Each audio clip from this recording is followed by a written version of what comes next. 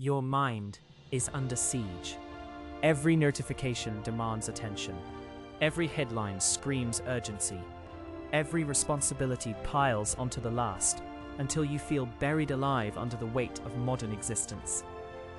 But what if I told you that over 2,000 years ago, philosophers developed a mental framework so powerful it could transform this chaos into calm? The Stoics faced plagues, wars, exile, and death. Yet they maintained extraordinary tranquility. Their secret wasn't escaping reality, it was mastering their response to it. Today, you'll learn their 5 most potent techniques for building an unshakable mind. First, the discipline of perception. Epictetus taught that we suffer not from events themselves, but from our judgments about them. When anxiety strikes, pause and ask, what story am I telling myself about this situation? And this deadline becomes evidence you're incompetent. A difficult conversation becomes proof you're unliked. But these are interpretations, not facts. James Stockdale, a Navy pilot shot down over Vietnam, spent 7 years as a prisoner of war. He credited Stoic philosophy with his survival, constantly reminding himself that while his captors controlled his body, they could not touch his mind's freedom to choose its response. In 2026, as we navigate unprecedented technological change and social complexity, this principle becomes even more vital.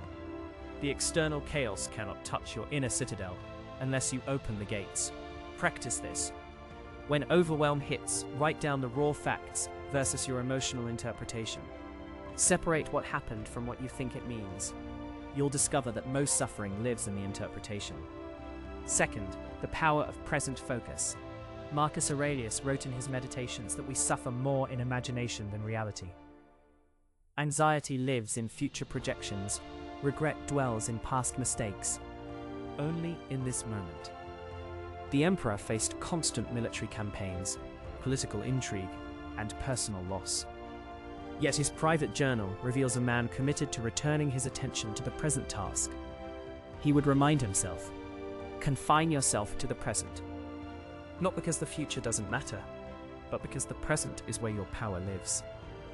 Modern neuroscience confirms what Marcus knew intuitively. Rumination and worry literally rewire your brain for more anxiety. Breaking this cycle requires disciplined attention to the here and now. When your mind spirals into what-if scenarios, anchor yourself with your senses. What do you see, hear, feel right now? This moment is manageable. This breath is peaceful. This step is possible. Third, the circle of control. Perhaps the most famous Stoic principle: focus energy only on what you can influence. Epictetus divided all things into 2 categories, those up to us and those not up to us. Everything in the second category deserves 0 mental energy. You cannot control the economy, other people's decisions, natural disasters, or the pace of change. You can control your effort, your attitude, your preparation, and your response. Seneca, one of Rome's wealthiest men, practiced voluntary poverty to remind himself that external circumstances held no power over his contentment. In our hyperconnected age, we're bombarded with problems we cannot solve and situations we cannot influence. The news cycle, social media outrage, global crises, caring deeply about what you cannot control is a recipe for chronic overwhelm. Instead, ask constantly, where can I actually make a difference?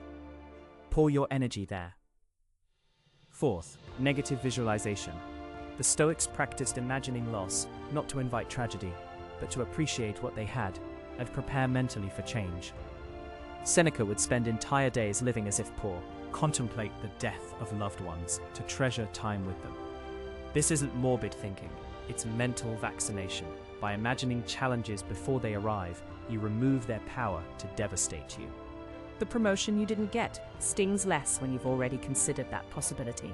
The relationship that ends feels manageable when you've appreciated its temporary nature.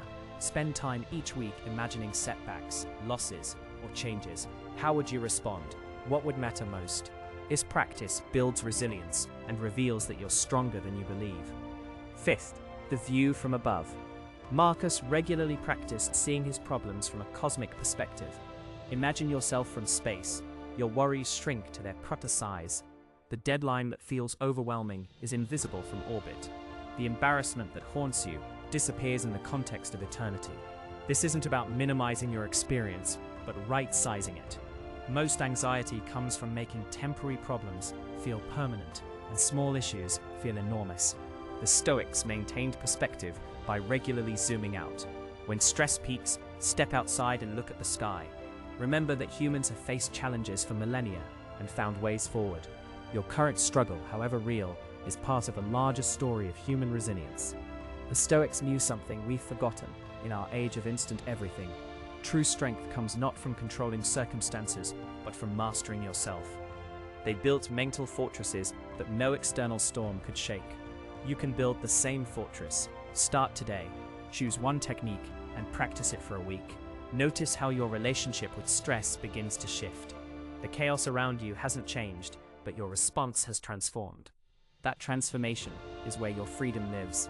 The ancient Stoics faced their challenges without the distractions of modern technology, but also without its benefits. You have tools they never imagined. Combine their wisdom with your resources, and you become unstoppable. Your mind is not meant to be anxiety's prisoner. It's meant to be your strongest ally. Train it like the Stoics did, and discover the unshakable calm that has always been your birthright. If this moved you, comment "The Citadel holds" below. It is our sign that you carry the philosophy with you. Subscribe, and I will see you in the next one.